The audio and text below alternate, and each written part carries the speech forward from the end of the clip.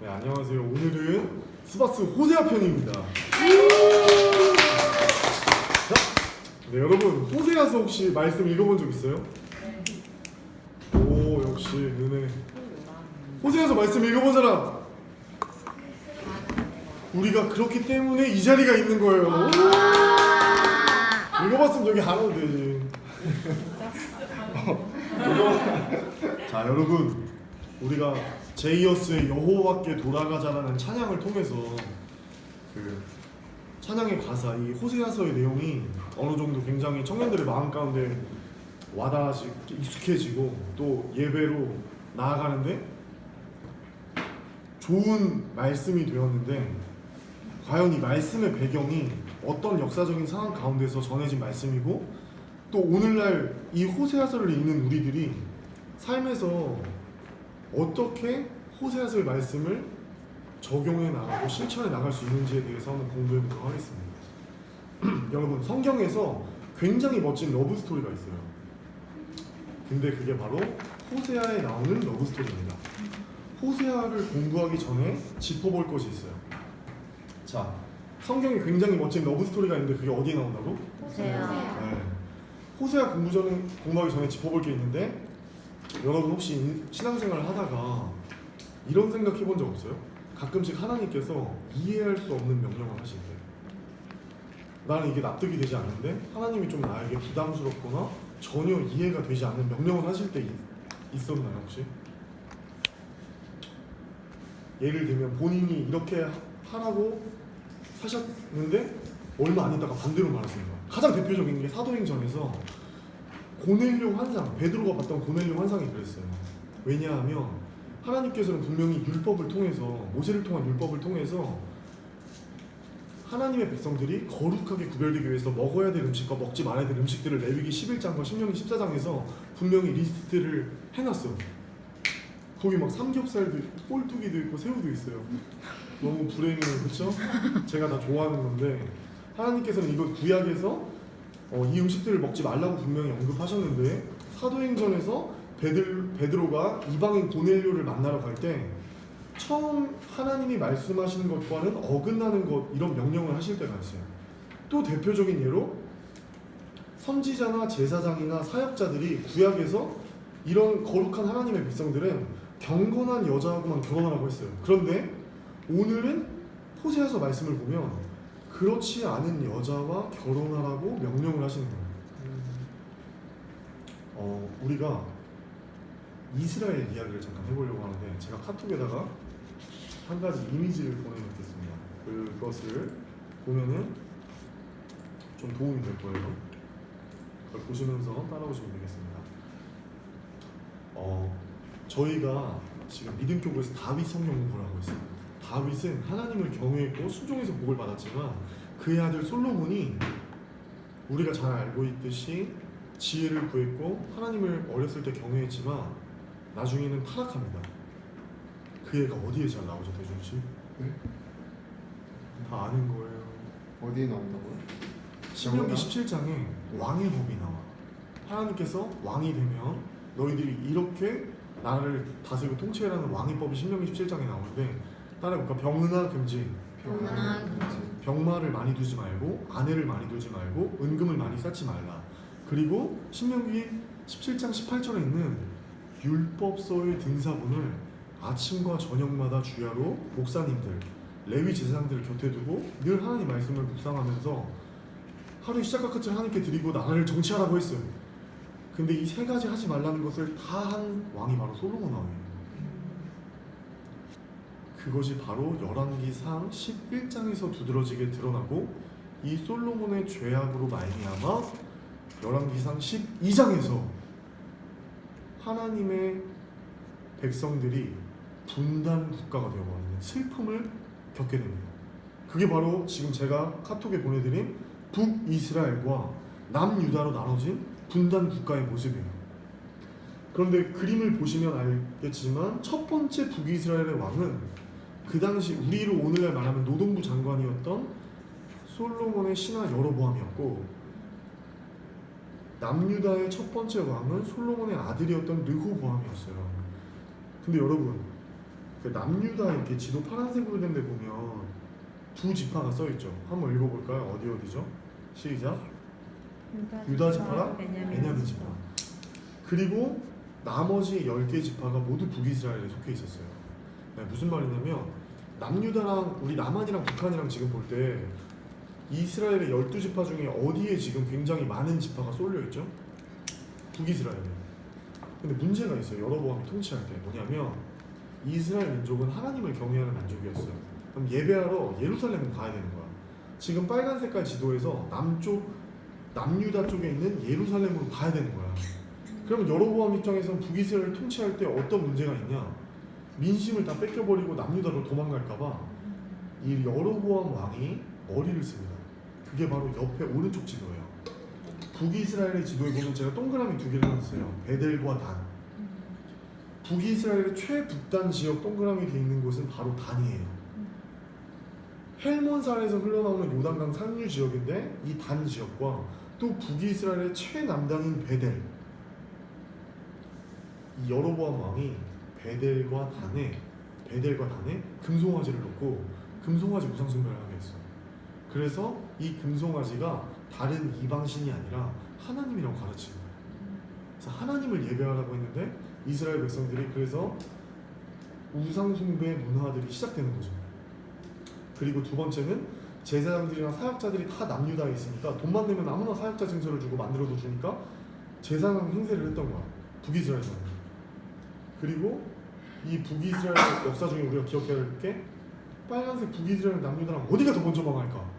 지금으로 따지면 우리 문 대통령님과 김모 씨 누가 먼저 망하죠? 북이스라엘이 먼저 망해요. 이것을 한번 저희가 짚어봤으면 좋겠는데, 자, 우리 호세아서의 대표적인 주제가 되는 말씀을 먼저 읽고 시작해보도록 하겠습니다.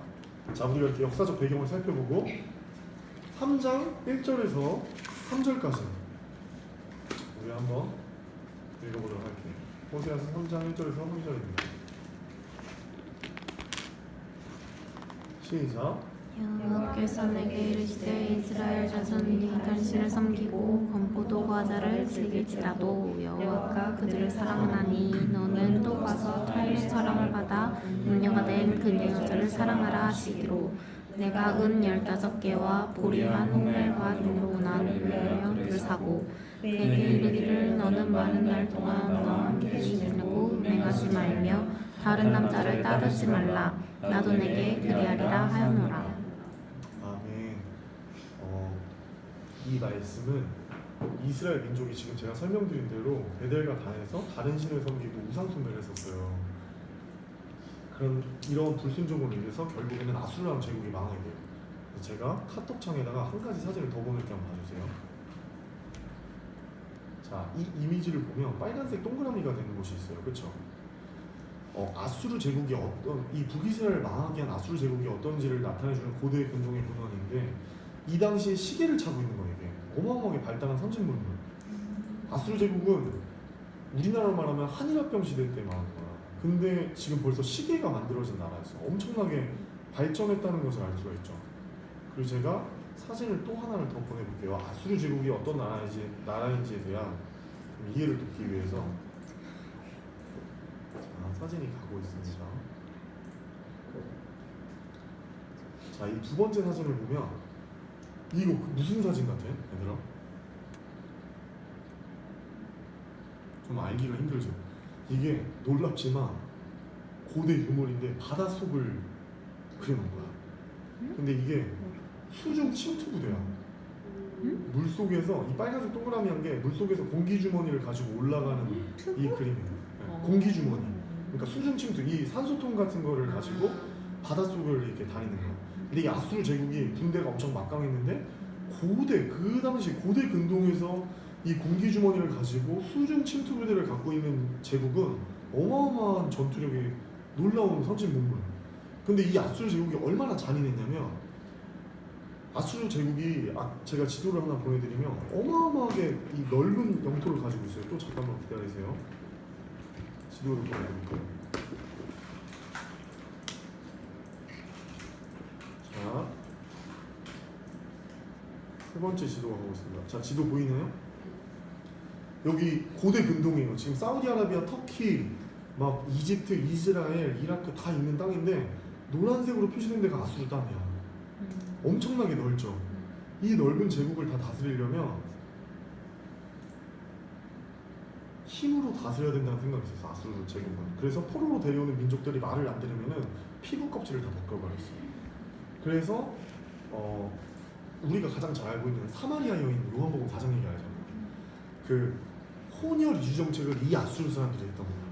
그래서 왜냐면 이 넓은 제국을 다 다스리려면은 반역이 일어나지 않기 위해서 다 아수르 사람을 만들어버린 거야. 근데 특히 말 안 들었던 게 이스라엘 민족이었거든. 그러니까 마누라도 아수르 사람 되고 남편도 아수르 사람이 돼버리면은 반항을 못하니까. 그래서 이스라엘 사람들 중에 북쪽에 혼혈이 된 사람들을 생겼는데 그 사람들을 뭐라고 하냐면 사마리아인이라고 하는 거예요. 그래서 남유다 사람들이 사마리아인들, 북이스라엘 사람들을 완전 무시합니다. 그 근처에는 가려고 하지도 않아요. 왜냐면 그 혼혈을 되면 뭐하겠습니까? 선민이 아니라 이거야. 자, 이런 배경지식을 갖고 이러한 아수르 제국에 통해서 북이스라엘이 멸망을 당했다. 근데 제가 또 이제 그림을 하나 보여줄 건데 북이스라엘이 멸망하면서 아수르 제국의 포로로 끌려가는 사진의 문헌이 이제 그림으로 남겨졌는데 그걸 한번 보여드릴게요. 자, 이 사진이에요. 저희가 오늘 읽을 호세아는 나라가 망해가는 시기였어요. 우리 저번에 우시아 공부할 때 있었던 사람 누구지? 아모스 공부할 때 송하나랑 문재인이랑 배준이, 혜진이. 자, 표정이 굉장히 안 좋아요. 안 물어볼게요. 우리가 아모스 선지자가 활동했던 시기 암호삼이라고 기억장치 외우면서 그때 북한에 지금 왕 그 김모씨 계시잖아요. 그 남쪽에 문모씨 계신데 지금 우시아 왕이랑 호세아 선지자가 아모스 선지자랑 호세아 선지자가 활동할 때 왕들이 있었을 거 아니야. 근데 그때 그 스타트 왕이 북이스라엘은 여로보암 2세라는 왕이었고 남유다에는 우시아라는 왕이었단 말이에요. 그게 호세아 1장 1절에 나와 있고 아모스 1장 1절에 나와 있어. 한번 같이 볼까? 호세아의 표제입니다. 자, 이 역사적인 배경에 대해서 호세아 1장 1절은 책의 표제와도 같은데 이 당시의 왕들, 북쪽의 여로보암 2세, 남유다의 우시아 왕이 통치하던 역사적 배경이 어떤지를 알면은 이 호세아서를 이해하기 더 좋아요. 한번 읽어보겠습니다. 시작. 우시아와 인도가 아스와 시리아가 여호와의 왕이 된 시대 곧 요아스의 아들 여로보암이 이스라엘 왕이 된 시대에 우리의 아들 호세아에게 임한 여호와의 말씀이라. 네, 여기 보면 남유다는 우시아 왕부터 시작해서 우시아, 유다, 마하스, 히스기야까지 4대 왕들을 설명하고 있고 북이스라엘은 여로보암 2세를 말해요. 이 2세 왕을 말하고 있어요. 근데 이때는 여로보암 2세와 우시아 왕은 별명이 있어요. 따라볼까? 제2의 전성기. 제2의 전성기. 뭔 말이냐면 최고의 번영기였어. 돈이 거리에 넘치는 시대고 솔로몬 시대와 같은 영토를 확장했던 시대인데 이 시대부터 시작해서 이제 북이스라엘은 계속해서 망해가요. 여로보암 2세, 그 다음에 스가랴, 살룸, 문하행, 부가히야, 호세아 왕 때 망해. 재밌지? 오늘 호세아 선지자를 말하는데 북이스라엘 마지막 멸망할 때 아수르 제국이 칠 때 그 북이스라엘 마지막 왕의 이름도 호세아였어. 근데 지금 호세아가 북이스라엘 민족에게 하나님의 말씀을 선포할 때의 왕 여로보암 2세부터 계속해서 이제는 북이스라엘은 어떤 것밖에 없는 거야? 타락의 길밖에 없는 거야. 굉장히 멸망하고 있었어.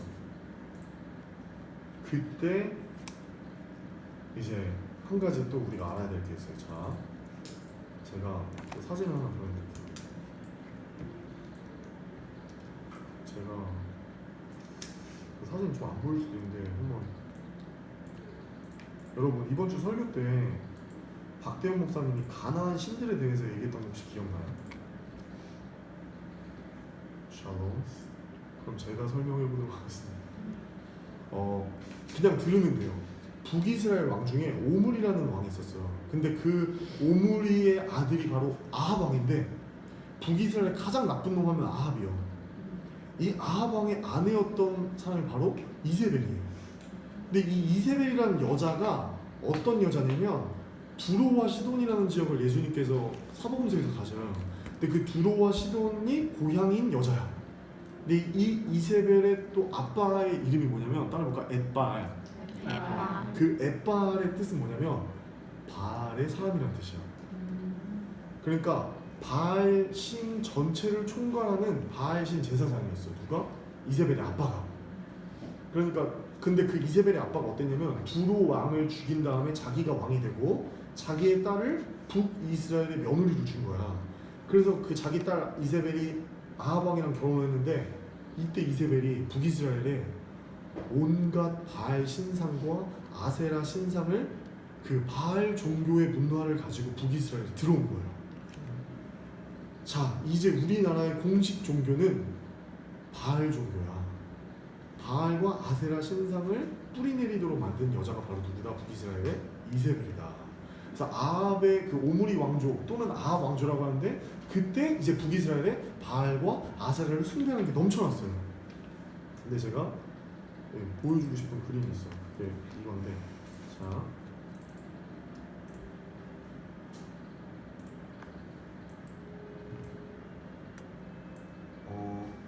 저도 이 이스라엘 역사를 공부하게 되면서 너무나 흥미진진했어요. 왜냐면 오늘날도 똑같거든요. 화질이 좀 안 좋아도 이해해 주시고. 자, 이 당시에는 여러분 바알 신에 대해서 제가 그림을 그려놓은 게 있는데 공부할 때 보면 우리 사람들도 은혜가 태어나려면 은혜 엄마 아빠가 있지.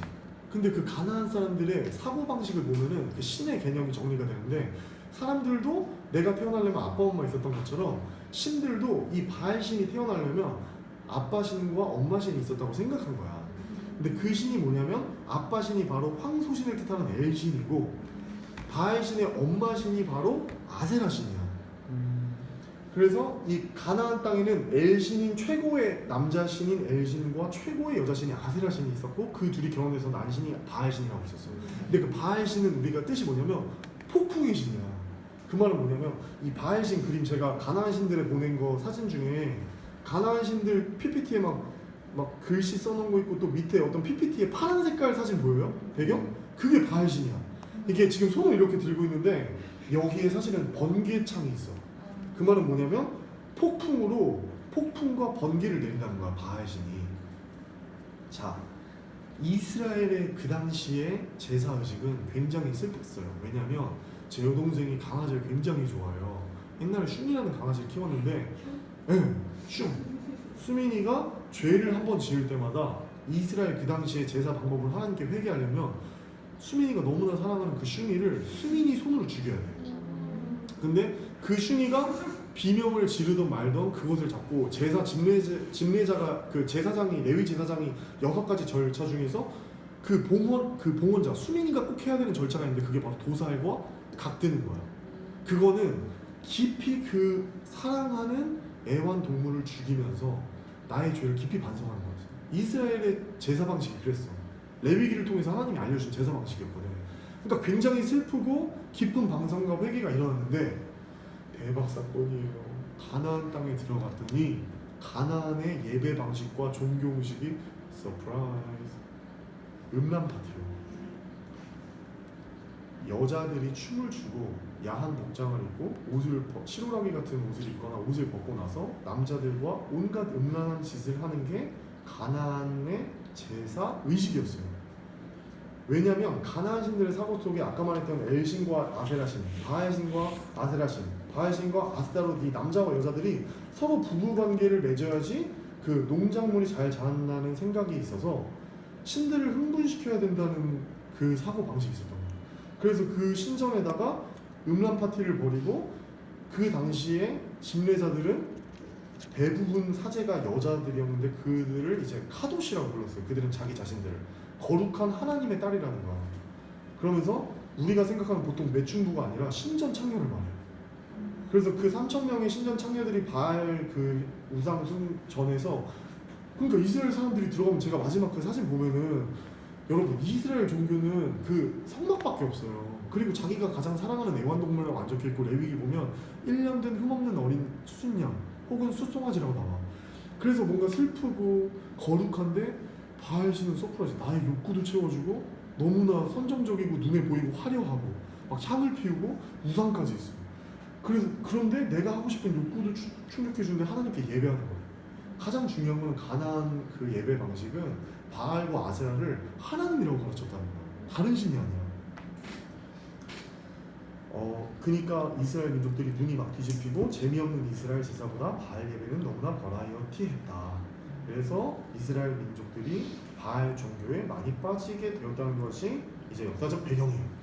근데 여기에서 이제 제가 아까 말했던 여로보암 2세 때가 돈도 많이 벌고 지금으로 말하면 오늘날 부동산도 오르고 주가도 오르고 매출도 오르고 이랬던 시대라는 거야. 그럼 이제 여러분이 저한테 질문을 할 수 있겠죠. 그 바알 신앙과 이 돈 풍요랑 뭐가 관계가 있냐? 그걸 물어볼 수 있잖아. 근데 이 바알 신앙의 핵심이 뭐냐면 따라해볼까? 풍요와 다산, 풍요와 다산, 그리고 안정이야. 삶의 안정. 그러니까 바알 신앙 이렇게 내 욕구도 채워주는데 어떻게 되냐면 내가 이렇게 내 만족스러운 예배를 드리면 부자 되고 좋은 일이 생기고 나라가 번성하니까 더욱더 바알 숭배는 퍼져나가는 거야. 근데 이게 어느 시대냐면 여로보암 2세 시대인데 이렇게 나라가 번영해서 부강하니까 사람들은 어떤 생각이 있었냐면 와 여로보암 2세 하면은 마음이 바운스 하는 거야. 지금 우리가 누리는 번영과 안정이 계속해서 갈 줄 알았던 거야. 끝이 없는. 그런데 지금 제가 결론을 아까 다 말했지만 사실은 지금 여로보암 2세 시대가 북이스라엘의 끝이었어요. 왕들은 5명의 왕들은 존속되는데 다 멸망기예요. 근데 이스라엘 민족들은 자기들의 타락 가운데 풍요 가운데 젖어서 자기의 미래를 예측하는 사람들이 없는 거예요. 그 가운데 하나님 호세아를 보내주십니다. 러브 스토리가 있는데 이것을 통해서 하나님이 뭔가 보여주고 싶은 게 있는 거예요. 그때 등장하는 것이 바로 호세아라는 선지자와 고멜이라는 여자입니다. 우리가 본문 2장을 읽어보도록 하겠습니다. 2장 1절에서 3절입니다. 자, 우리 한번 호세아 2장 1절에서 3절을 읽어보도록 할게요. 1절 말고 2절에서 3절 시작. 너희 어머니부터 읽을게요. 시작. 너희 어머니와 논쟁하라. 그는 내 아내가 아니요 나는 그의 남편이 아니라 그가 그의 얼굴에서 음란을 제하게 하고 그 이방 사이에서 음행을 제하게 하라. 그렇지 아니하면 내가 그를 벌거벗겨서 그 나던 날과 같게 할 것이고 그로 고나같이 하게 하며 마른 땅같이 되게 하여 목말라 죽게 할 것이고. 이 2장의 중간에 보면은 너는 가서 음란한 여자를 맞이해서 음란한 자식들을 낳아라. 이게 호세아 선지자 입장에서는 굉장히 납득하지 못할 말이었어요. 왜냐면 율법에서 분명히 제사장이나 선지자들은 거룩한 여자랑 결혼을 하고 있는데 창녀랑 가서 결혼을 하라는 거야. 신전창녀랑. 하나님은 일부러 음란한 여자에게 찾아가서 결혼을 하라고 하셨는데 호세아는 어떤 사람이냐면 신학교를 갓 졸업한 목회자, 정의감이 투철한 사람이라고 생각하면 돼요. 근데 가장 충격적인 이유는 뭐냐면 이 고멜이랑 호세아의 신앙이 너무 달라. 자, 고멜이라는 여자는 신전 창녀니까 사제예요, 사제. 아빠는 에빨, 에빨 아니지. 쉬소. 바알 제사장들은 아까 바알이 누구라고 가르쳤다 했죠? 여러분 도와주세요. 바알이 하나님, 바알이 여호와라고 가르친 거야. 그러니까 사람들이 헷갈린 거야. 혼합 신앙이에요. 그런데 호세아는 여호와 신앙만을 고수하던 사람이었어요. 그러니까 이 두 개는 완전히 다른 거예요, 지금. 근데 하나님이 완전히 자기랑 가치관이 다른 여자랑 가서 결혼을 하라는 거예요. 그 당시 호세아는 굉장히 사람들한테 손가락질 당했어요. 왜냐면 대부분의 사람들은 왜 호세아 너만 그렇게 가르쳐? 왜 너만 그렇게 다르게 살아? 이렇게 하던 상황 가운데 하나님은 호세아가 처음 사역지로 나갈 때 주신 말씀이 있어요. 이 음란한 세대가 멸망할 것도 다 보여주시면서 호세아는 이제 질문이 생긴 거야. 처음 사역지를 나가는데 하나님이 북이스라엘 멸망할 거 호세아한테 다 보여줬어. 그러니까 호세아가 하나님한테 물어본 거야. 하나님, 그럼 저는 뭘 할까요? 너무 지금 첫 사역지 가서 너무 기대되는데 저는 뭘 하면 되겠습니까? 물어볼 때 하나님께서 호세아에게 하신 말씀이 지금 우리가 읽었던 호세아서 2장 2절에서 3절 말씀이에요. 너는 가서 음란한 여자를 맞이해서 음란한 자식들을 낳아라. 이게 도대체 너무 충격적인 말씀인 거야. 이럴 때 호세아는 대답하는 거예요. 저 같았으면 하나님 전 그럴 수가 없어요. 하나님 율법에 그렇게 하지 말라고 하셨잖아요. 근데 처음에 주신 율법에는 그렇게 하지 않으셨어요 라고 했을 것 같은데, 물어봤을 것 같은데, 호세아는 지금 오늘 본문에 보면 그렇게 하지 않아요. 그리고 순종을 합니다. 그리고 그 음란한 여자 고멜을 아내로 취하는데 왜 그랬을까? 이제 우리가 오늘 읽었던 본문을 자세히 보면 되는데, 하나님이 그 다음에 주시는 말씀이 있어요. 그게 뭐냐? 이 나라가 2절 하반절입니다. 이 나라가 여호와를 떠나 크게 음란한 민이라. 자, 이 말은 뭐냐면, 하나님이 뭔가 우리나라에 대해서 나를 통해서 하시려는 말씀이 있구나를 호세아가 깨달은 거야. 뭔가 이해되지 않는 말씀을 주실 때는 나라에 대한 메시지가 있구나, 그럼 순종해야지라고 캐치를 해서 호세아가 고멜에게 갑니다. 근데 이 고멜이라는 딸의 수식어가 되게 재밌어. 뭐라고 했지? 한번 찾아보세요. 3절에 고멜이라는 그 여자 신전창녀 앞에 수식어가 있어. 네. 디블라임의 딸이라는 표현이 있죠. 이 디블라임이라는 뜻이 뭐냐면, 그러니까 무화과 떡이라는 뜻이야. 무화과 떡. 여기 이 무화과 떡을 설명하려면 이제 뭐냐면, 우리가 이스라엘 민족들이 여호와 하나님께 제사를 드릴 때 드린 떡은 무교병이에요. 출애굽기 12장이랑 13장에서 그거 알려준 전통대로 무교병, 누룩도 없고 아무 맛도 없어요. 핵 노맛이에요. 근데 이 무화과 떡, 그 디블라임은 JMT였어요. 존맛탱구리. 그러니까 무슨 말이냐면, 이 무화과 떡은 바알 신전에 바쳐진 떡이야. 다시 말해서 디블라임의 딸이라는 것은 바알 신전에 바쳐진 딸이고, 바알 신 예배할 때는 너무나 맛있고 JMT 같은 이런 화려한 음식을 먹는데, 이스라엘 하나님께 예배할 때는 너무나 맛없고 이런 무교병 같은 걸 먹었다는 거야. 그렇다면 이제 디블라임의 딸이라는 것은 우리가 다시 해석할 수 있어. 바알 신전에 바쳐진 딸이라는 뜻이야. 그럼 답이 나오죠. 어디서 일하던 여자다? 바알 신전에서 일하던 여사제라는 뜻인 거예요. 자, 그냥 이 고멜이 더 문제인 건 그냥 사창가의 창녀가 아니라 신전 창녀였는데 이게 국가 종교였고 나라에서 인정하는 종교 사역자였으니까 이 눈으로 볼 때 굉장히 이제 호세아는 힘들었던 거죠. 이 학자들은 이 고멜이 오늘날로 만약에 돌아온다면 어느 정도의 위치로 이해하면 우리가 이해를 쉽게 할 수 있을까라고 했는데, 아이돌 스타급이래요. 여자 아이돌. 군인들이 여자 아이돌을 어떻게 반응하시는지 아시죠? 우상입니다, 우상. 그러니까 여러분이 호세아서를 읽을 때 고멜은 어떤 여자였을까에 대한 학자들의 세 가지 가능성이 있어요. 결론부터 말하면 저는 세 번째 가능성을 따릅니다. 자, 첫 번째부터 소개해드릴게요. 그냥 듣고 넘기면 돼요. 필기하실 분은 필기하셔도 되고. 자, 고멜은 어떤 여자였을까에 대한 세 가지 가능성인데, 첫 번째는, 자, 이 당시는 빈부 차이가 굉장히 심하시대요. 여로보암 2세 때 왕은 잘 사는 사람 잘 살고 못 사는 사람 너무 못 살아. 빈부 차이가 너무 심하니까 가난한 이 사람이 부채에 시달려서 신전의 부잣집에 자기 딸을 팔았을 가능성. 그러니까 이 고멜은 엄마 아빠가 자기를 신전에 팔았을 가능성이 첫 번째. 학자들이 추정하는 거예요. 두 번째는 자기가 자기 발로 갔을 가능성이 있대요. 그러니까 이 당시에 신전 여사제의 대우는 아이돌 스타급이니까 뭐 인기도 많고 먹을 것도 다 갖다 주니까 자기가 자기 발로 갔다는 거예요. 이 고멜이. 그게 두 번째 가능성. 세 번째 가능성은 엄마 아빠가 누군지도 모르고 엄마가 매춘부 창녀 신전 여사제였을 가능성이라는 거예요. 근데 저는 이게 가장 신빙성이 있다고 생각해요. 아기를 낳고 이제 엄마가 죽으면서 너는 끝이야, 너는 마지막이야, 이렇게 이름을 지었다는 거지. 왜냐면은 이 고멜의 뜻이 뭐냐면 끝이라는 뜻이야. 끝. 너는 끝이다. 왜 저는 이 세 번째 가능성을 가장 높게 평가하냐면, 뒷이야기를 쭉 봤을 때 이게 가장 타당하거든요.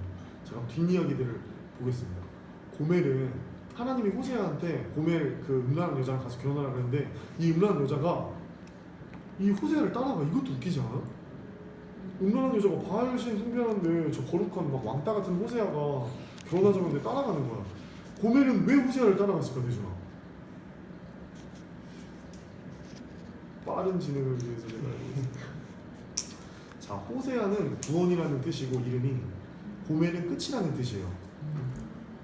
이제 우리가 한번 생각해봤으면 좋겠는데 고멜의 마음을 생각해봤으면 좋겠는데 호세아라는 사람이 와서 나한테 결혼 신청을 했어. 그럼 고멜은 도대체 그 여자는 어떤 마음이었을까? 모든 여자들이 그랬듯이 뭔가 해피한 꿈을 가지고 결혼을 했을 거예요. 근데 충격적인 건 이제 첫째 아들의 이름을 이스르엘이라고 하죠. 우리 호세아서 2장 3절 한번 읽어볼까요? 1장 3절? 1장 3절 4절 한번 읽어볼게요. 1장 3절에서 4절 시작. 이에 그 다음서 블레헴의 딸 고멜을 맞이하였더니 고멜이 임신하여 아들을 낳음에 여호와께서 호세아에게 이르시되 그의 이름을 이스라엘이라 하라. 종후에 내가 이스라엘의 피를 이후에 지급하며 이스라엘 족속에 널 회하게 할 것입니다. 그다음에 첫째 딸을 이제 낳는데 첫째 이 자식을 낳는데 이 자식 첫째 아들의 이름이 뭐냐면 이스라엘 뜻이 하나님께서 흩으신다는 뜻이에요. 심판의 의미, 멸망한다는 뜻이에요. 근데 그러니까 오늘날로 따지면 이런 거지. 대준이를 낳고 대준이 이런 게 아니라 우리 멸망이 말한 거야. 첫째 아들을 보면서. 근데 학자들은 어떻게 보냐면 이때부터 이 호세아랑 고멜의 다툼이 시작되지 않았을까라고 생각을 해요. 그러니까 이 여자는 출신이 사제인데 지금으로 말하면 무당이죠. 이 신심이 아주 특심한 사람인데 이 사람이 믿는 하나님은 어떤 하나님이면 좋은 것만 주시는 하나님이에요. 언제나 나를 위로해 주시고 달콤한 사랑의 하나님, 모든 것을 내가 잘못해도 나를 용서하고 이해하고 받아주시는 하나님인 거야. 이것이 바로 고멜이 생각하는 하나님이었어요. 그런데 느닷없이 남편이 심판과 멸망을 이야기하는 거예요. 그것도 자기 사랑하는 아들의 이름에다가 이스라엘이라고 짓고 하나님의 메시지를 담아서 전하는 거야. 이 민족과 이 세대에게 멸망이. 그러니까 좋았을까? 고멜이 너무 싫었던 거야. 그런데 여기서 또 한 가지 중요한 배경이 있어. 뭐냐면 우리가 그 심리학적 용어 중에 경계선 인격 장애라는 말이 있어요. 이거 들어본 적 있어요? 이 경계선 인격 장애의 대표적인 증상이 뭐냐면 이 사람이 나를 거절하면 어떡하지? 이 사람이 나를 배신하면 어떡하지? 그럼 그 사람에게 내가 마음을 텄는데 그 사람이 나를 떠나버리면 어떡하지라는 거. 그런 내가 먼저 차버리는데 이런 사람들은. 그리고 그래서 남자든지 여자든지 지속적인 관계를 하지 못하는 게 대표 증상이에요. 이런 사람들은. 이거를 경계선 인격장애라고 하는데 이 사람들의 근본적인 원인은 마음의 근원에 두려움과 불안이 있었대요. 결국에는 이 상대방이 나를 버릴 거야라는 마음. 근데 최근의 현대 학자들은 고멜의 마음이 마치 가장 이 현대로 표현했을 때 이 경계선 인격 장애와 비슷했다는 거야. 증상이. 고멜은 이 마음이 있었는데 왜냐면 고멜은 이미 어렸을 때 버림받은 기억이 트라우마가 있기 때문에 고멜은 남편이 딱 첫째 아들의 이름을 이렇게 이야기하고 하나님의 심판과 멸망을 선포하는 순간 머리에 스쳐버린 거야. 고멜의 마음에. 이 사람도 결국에 나 버리겠구나. 저 사람 못 믿겠다. 다른 남자한테 도망가는 거야. 학자들은 이미 이제 로루하마부터 호세아의 아들이 추정해요. 이게 제가 설명을 안 했는데 이 1장에 보면은 1장 2절 보면은 제가 읽어볼게요. 여호와께서 처음에 호세아가 처음 사역주를 부임할 때 호세아에게 이뤄서 너는 음란한 여자를 맞이해서 음란한 자식 낳아라가 있죠. 이 나라가 북이스라엘 여호와를 떠나서 크게 지금 음란하다. 이 바야 숭배하고 있다 하니까 결혼해서 3명의 아들과 딸을 낳았어요. 그러니까 자녀를 낳았어요. 근데 보통 우리들은 이거 설명과 성경 공부 없이 읽으면은 이스라엘, 4절에 보면 이스라엘 동그라미 해주시고 6절에 보면 로루하마를 동그라미 해주세요. 이게 둘째 딸이에요. 그리고 셋째 아들이 바로 9절에 로암이에요. 이 호세아랑 고멜이 결혼해서 이 2명의 아들과 1명의 딸을 낳았어요. 근데 이거를 같이 난 줄 아는데 여러분 충격적인 건 뭐냐면 성경 공부를 하고 나니까 알게 된 사실은 이 6절에 나오는 로루하마 둘째 딸 때부터는 이미 호세아의 아들이 아니에요. 호세아의 아들이 아니라 고멜이 다른 남자와 결혼해서 낳은 자녀라는 거예요. 학자들은 그렇게 보고 있고, 그러니까 호세아는 어떤 느낌이었을까? 9절에 나오는 이 로암이라는 거는 셋째 아들인데 내 백성이 아니라는 뜻이에요. 그리고 이 6절에 둘째 딸은 긍휼히 여김을 받지 못할 거다라는 말인 거야, 뜻이. 저는 제가 상상을 해봤는데 상상이 안 될 것 같아요. 내 아내가 둘째 아들을 낳는데 내 자녀가 아니래. 그런데 하나님은 이 여자를 사랑을 했어. 호세아는 그 말씀에 순종해서 나의 아내를 엄청나게 사랑했거든. 그런데 이 여자는 나를 버리고 도망가서 다른 남자와 자녀를 낳고 9절에 심지어 로암미의 자녀를 낳았을 때는 이미 고멜이 호세아 곁에 없을 때래요. 도망가고 났을 때 상황. 그런데 이제 충격적인 거는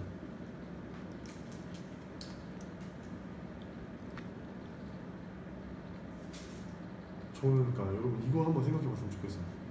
호세아 입장을 한번 생각해봤으면 좋겠는데 1장에서 이렇게 얘기가 끝났어요. 그러니까 호세아 입장에 생각해보면 이스라엘 전체가 다 그 아까 제가 그 이미지 사진을 보내줬던 바알 숭배하고 아세라 숭배하고 그렇게 휘황찬란한 예배할 때 막 그 클럽에 막 그런 사운드 울릴 때 모든 청년들이 다 하나님 배신하고 타락했어.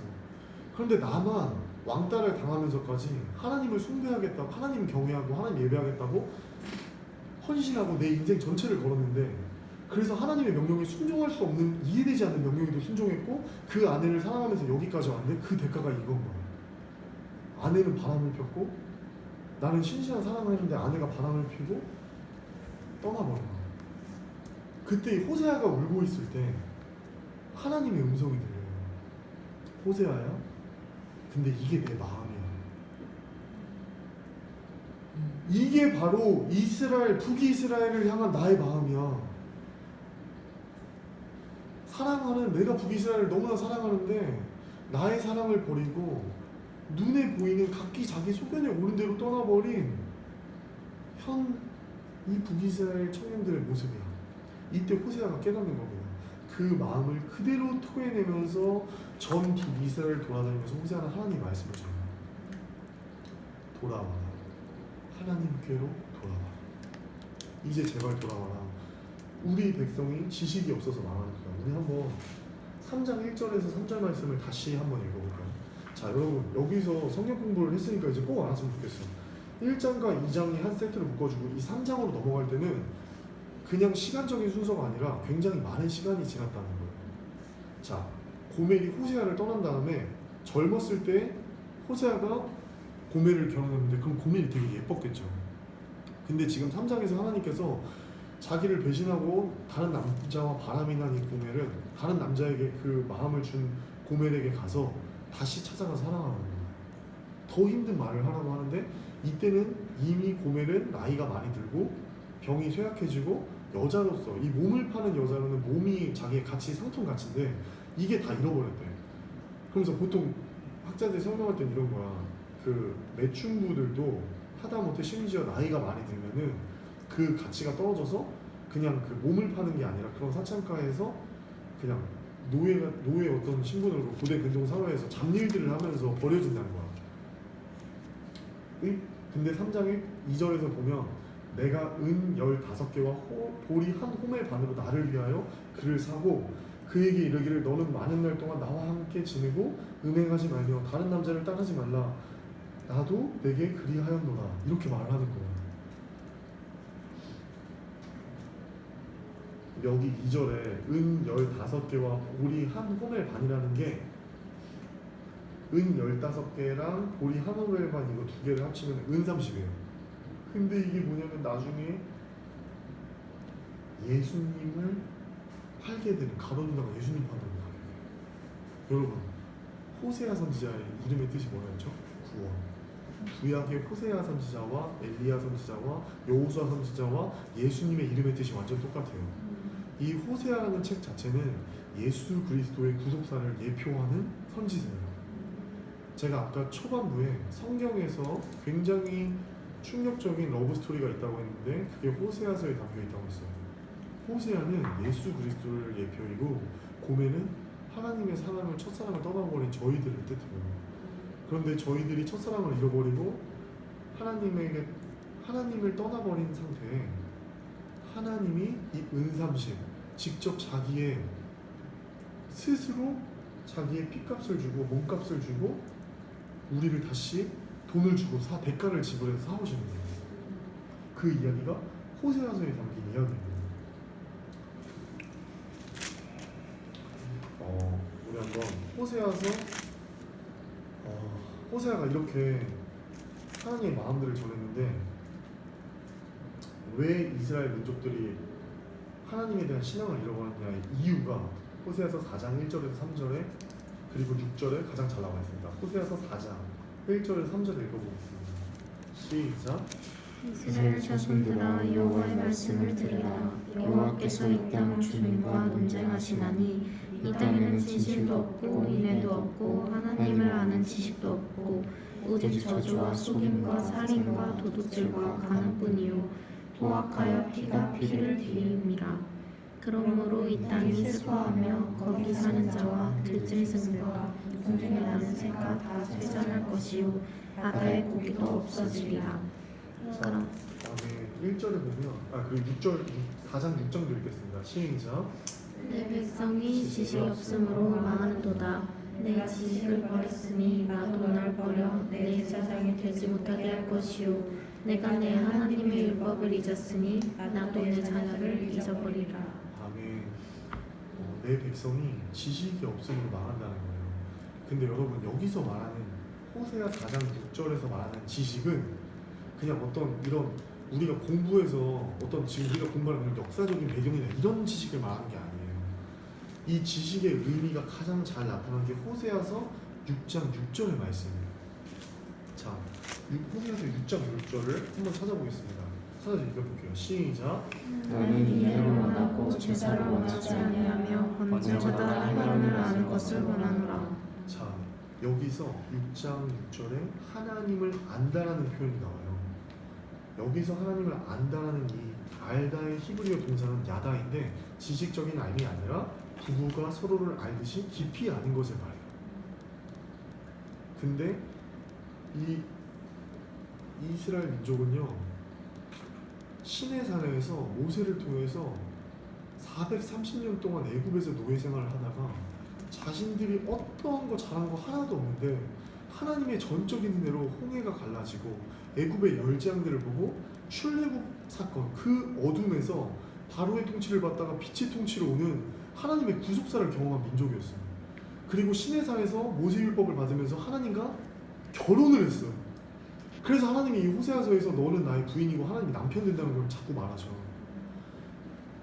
근데 그 하나님을 알았던 깊이 친밀하게 교제했던 광야에서 하나님을 의지했던 그 모습들이 없어져 버린 걸 말합니다. 그래서 이스라엘 백성은 결국 어떻게 됐을까? 9장 17절 한번 말씀드리겠습니다. 호세아서 9장 17절 말씀. 시작. 그들이 듣지 아니하므로 내 하나님이 그들을 버리시니 그들이 여러 나라 가운데 떠도는 자가 되리라. 아멘. 지금까지 이스라엘 민족은 하나님의 말씀을 듣지 아니하고 떠도는 자가 되었다. 그래서 이것이 실제로 역사화돼서 BC 722년에 아수르 제국이 멸망을 당해버립니다. 그리고 하나님은 어떤 하나님입니까? 호세아서 10장 10절에 가장 잘 나와 있습니다. 한번 읽어볼까요? 호세아서 10장 10절 시작. 내가 원하는 때 그들을 징계하리니 그들이 두 가지 죄에 걸릴 때에 만민이 모여서 그들을 치리라.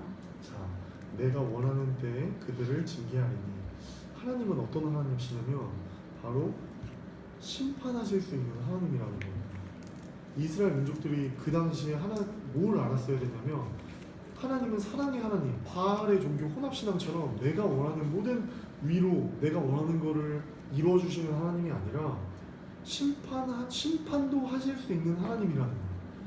그러니까 자식이 너무 사랑스럽다고 한 번도 야단치지 않고 그냥 놔두거나 자식이 만약에 우리가 아이를 낳아서 결혼했어. 근데 꿀을 좋아한다고 계속 꿀만 줘요. 그럼 어떻게 돼요? 죽겠죠. 꿀만 먹으면. 사랑하는 자녀한테는 부모의 훈육과 사랑이 같이 가야 돼요. 그럼 이제 고멜은 이 호세아의 사건을 통해서 뭘 알게 되냐면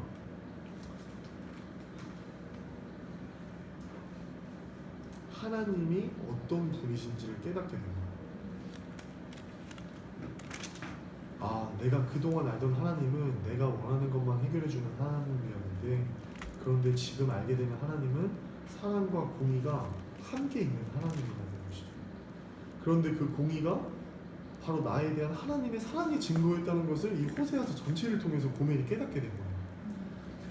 이것을 단적으로 가장 잘 표현해주는 호세아서의 말씀이 있는데 호세아서 10장 12절 말씀입니다. 우리 같이 호세아서 10장 12절 말씀 읽어보겠습니다. 시작. 너희가 자기를 위하여 공의를 심고 인애를 거두라. 너희 묵은 땅을 기영하라. 지금이고 여호와를 찾을 때니 마침내 여호와께서 오사 공의를 비처럼 너에게 내리시리라. 네, 호세아가 고멜을 다시 데려올 때 내가 나를 위해서 너를 산 거야라는 말이 똑같이 여기에도 나타나요. 아까 제가 말씀을 안 드렸는데 이게 굉장히 충격적인 부분이 아까 3장으로 다시 한번 돌아가거든요. 호세아서 3장. 여러분, 호세아서 3장은 호세아 남편을 배신하고 다른 남자에게 돌아갔던 고멜이 지금 나이가 많이 들어서 병들고 몸도 많이 상해 있고 옛날에 그 젊었을 때 미모를 다 잃어버렸었던 상황이에요. 근데 호세아가 찾아온 상황이에요. 3장의 말씀 시작은. 근데 그때 여호와께서 내게 이르시되 이스라엘 자손이 다른 신을 섬기고 건포도 과자를 즐길지라도 아까 말했죠. 제사할 때 맛있는 꿀 맞는 것이 여호와가 그럼에도 불구하고 그들을 사랑하나니 너는 또 가서 타인의 사랑, 다른 남자의 사랑을 받아서 음녀가 되어버린 그 여자를 사랑해라 하시기로 내가 은 15개와 보리 한 호멜반으로 나를 위하여 그를 사고 여기에서 나를 위하여 형광펜을 주시고 중요한 표시를 좀 해줬으면 좋겠어요. 자, 호세아는 고멜을 데려올 때 굉장히 충격적인 표현을 해요. 이게 뭐냐면 나를 위하여 데려간다는 거예요. 이게 무슨 말이냐면 고멜아, 내가 고멜이 얼마나 민망했을까? 염치가 있고 양심이 있지. 자기가 남편 버리고 떠났는데 다시 남편이 내가 널 찾으러 왔다 했을 때 나를 데려가라고 선뜻 말할 수 있었을까? 양심이 있다면 그렇게 못했을 거야. 근데 고멜은 내가 뭔가 인심을 베푼 것처럼 억지로 순종하는 게 아니라 내가 나를 위해서 너를 만나는 거야. 내가 나를 위해서 구하는 거야. 이 말은 뭐냐면 호세아는 고멜이 없으면 고멜을 너무나 깊이 사랑하니까 고멜이 없어서 나와 함께 없는 상태가 더 힘들다는 거야. 고멜을 너무 사랑하니까. 고멜이 나를 버리고 떠났을지라도 고멜과 함께 하는 것이 나에게 그게 더 나에게 더 안정감을 준다는 거예요. 그만큼 고멜을 사랑한다는 거예요. 근데 하나님이 우리들을 이렇게 사랑한다는 게 호세아 10장 12절에 동일하게 나옵니다. 내가 나를 위해서 주모야 너를 산 거다. 똑같이 호세아 10장 12절에 나타나는데 주모야 너가 정말 사랑을 얻기 원하니? 사랑에는 공의라는 대가가 필요한 거야. 이걸 말씀하시는 거예요. 내가 주모 너를 심판하는 이유는 주모 너를 완전히 멸망에 이르게 하기 위해서 심판하는 게 아니야. 주모야 나는 너를 사랑하기 때문에 너에게 공의를 집행하는 거야 라고 말씀하시는 거예요. 그렇다면 우리는 뭘 알아야 되냐면 호세아서 1장부터 이 마지막 14장까지 읽을 때 공의와 하나님의 심판에 대한 메시지는 우리를 심판하시려고 하시는 것이 아니라 나를 하나님께로 돌아오기 위한 하나님의 사랑의 몽둥이라는 걸 깨달아야 되는 거예요. 그래서 호세아는 이걸 통해 호세아서를 통해서 우리가 알게 되는 하나님이 있는데 이것이 바로 호세아 14장 4절을 한번 읽어보겠습니다. 맨 마지막 절이죠. 한번 읽어볼까요? 14장 4절 시작. 내가 그들을 반역을 고치고 기쁘게 그들을 사랑하나니 나의 진노가 그에게서 떠났음이니라. 아멘. 내가 그들의 반역을 고치고 그들을 사랑하리니 나의 진노가 그에게서 떠났음이니라. 여기서 고친다는 말이 있는데 호세아서 전체를 통해서 하나님은 공의와 사랑의 하나님이라는 것뿐만 아니라 우리가 기억해야 될 하나님이 뭐냐면 우리 한번 따라해볼까? 고치고 사랑하는 사랑. 고치고 사랑하는 사랑. 하나님의 사랑은 나를 고치고 나를 사랑하는 사랑이라는 거예요. 하나님의 사랑은 호세아에서 나타나는데 나를 고쳐서 사랑하신다. 하나님에게는요 거룩한 기준이 있어요. 근데 그 기준이 거룩함이라는 것인데 이 거룩한 기준에 합당하도록 나를 고치시는 거예요. 하나님의 피값으로 우리를 고치신 거예요. 호세아서에서는 하나님이 누군지 몰라서 하나님을 오해하고 낙장까지 간 인생 고멜의 여인의 모습이 나타납니다. 그 고멜의 인생은 죄는 내가 짓고 인생의 끝, 절망의 구렁텅이 나가까지 간 상태에서 구원자로 오시는 하나님은 남편의 모습, 호세아의 모습으로 오늘 나에게 찾아와 주시는 거예요. 주모야, 내가 끝까지 너를 사랑한다. 그런데 그 값도 내가 어떤 선하게 말씀을 잘 보고 기도를 열심히 해서 구원받은 게 아니라 하나님이 값을 치러주시고 나를 사주시는 거예요. 회복시키는 거예요. 이것을 경험하고 고멜의 신앙이 바뀌어버려요. 두 가지로 나타나는데 단순히 이 호세아의 사랑을 경험하고 나서 고멜은 아까 오해가 있다 했잖아. 의지하지 못하고 그 심리학적 용어로 말하는 그거 표현해 주면서 설명했었잖아.